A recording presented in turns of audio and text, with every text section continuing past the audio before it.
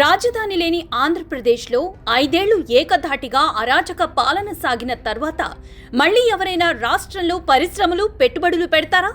మళ్లీ అరాచక పాలన తప్పదని, ఈసారి అది ఇంకా భయంకరంగా ఉంటుందని వైసీపీ పదే పదే హెచ్చరిస్తున్నప్పుడు ఎవరైనా పరిశ్రమలు పెట్టుబడులు పెట్టేందుకు సాహసిస్తారా అంటే కాదని చెప్తారు ఎవరైనా.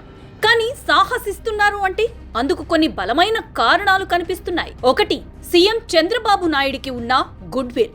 2, అమరావతి నిర్మాణ పనులు శరవేగంగా సాగుతుండటం. 3, కేంద్ర రాష్ట్ర ప్రభుత్వాల మధ్య సత్సంబంధాలు. 4, ఆంధ్రప్రదేశ్ అభివృద్ధికి కేంద్ర ప్రభుత్వం సహకరిస్తుండటం. 5, ఈ కారణంగా ఏపీలో వైసీపీ మళ్లీ రాదని పెట్టుబడిదారులకు కూడా నమ్మకం కలగడం. 6, ప్రభుత్వం ఇస్తున్న భారీ రాయితీలు. 7, దేశంలో 5 కంపెనీల విస్తరణకు మరో కొత్త డెస్టినేషన్ అవసరం ఉండటం. 8, విశాఖపట్నం అందుకు అన్ని విధాలా తగినదిగా భావిస్తుండటం. 9, మంత్రి నారా లోకేష్ కృషి చొరవ అందిస్తున్న సహాయ సహకారాలు. ఒకప్పుడు ఏపీకి పరిశ్రమలు పెట్టుబడిదారులు మొహం చాటేయటానికి ఎన్ని కారణాలు కనిపిస్తున్నాయో ఇప్పుడు ఏపీకి వచ్చేందుకు ఇలా పలు కారణాలు కనిపిస్తున్నాయి. రాష్ట్ర విభజన, జగన్ విధ్వంస పాలనతో తీవ్రంగా నష్టపోయిన ఆంధ్రప్రదేశ్ రాష్ట్రానికి ఇవి చాలా ఉపశమనం కలిగిస్తున్నాయి. అయితే కూటమి ప్రభుత్వం పరిశ్రమలు పెట్టుబడులు తెస్తుంటే ఓ పక్క వాటి గురించి దుష్ప్రచారం చేస్తూనే అవన్నీ గతంలో మేము తెచ్చినవి అని వైసీపీ చెప్పుకోవటం దాని ద్వంద్వ ప్రమాణాలకు చక్కటి ఉదాహరణగా చెప్పుకోవచ్చు.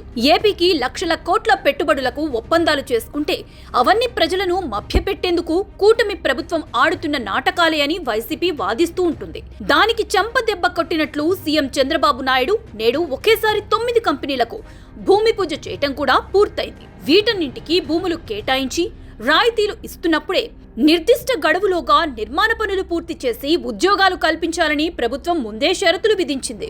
కనుక కంపెనీ స్థాయిని బట్టి 12 నుంచి 24 నెలల్లో నిర్మాణ పనులు పూర్తి చేసుకుని కార్యకలాపాలు మొదలు పెట్టబోతున్నాయి. అంటే జస్ట్ ఎంఓయూలు కాదు, శంకుస్థాపనలు, తర్వాత నిర్మాణ పనులు, ప్రారంభోత్సవాలు కూడా జరుగుతున్నాయన్న మాట.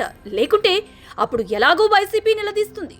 నిన్న భూమి పూజ జరిగిన కంపెనీలు ఇవే: Cognizant, Sattva group, Fluent Grid, Imaginnovate, Quartz technology, Motherson technology, tech Tammina, నాన్రెల్ technologies, Asian infotech health care. వీటన్నింటికీ కలిపి రాష్ట్ర ప్రభుత్వం సుమారు 70 ఎకరాలు కేటాయించగా అవి 3,740.33 కోట్ల రూపాయల పెట్టుబడితో కంపెనీలు ఏర్పాటు చేయబోతున్నాయి. మొత్తానికి విశాఖ కేవలం ఐటీ రాజధానిగా మాత్రమే కాకుండా రాష్ట్ర ఆర్థిక రంగానికి ఆయువు పట్టులాగా మారబోతోందని చెప్పడంలో ఎలాంటి సందేహం లేదు. వైసీపీకి ఈ విషయం మింగుడు పడకపోయినా ఇదే వాస్తవం.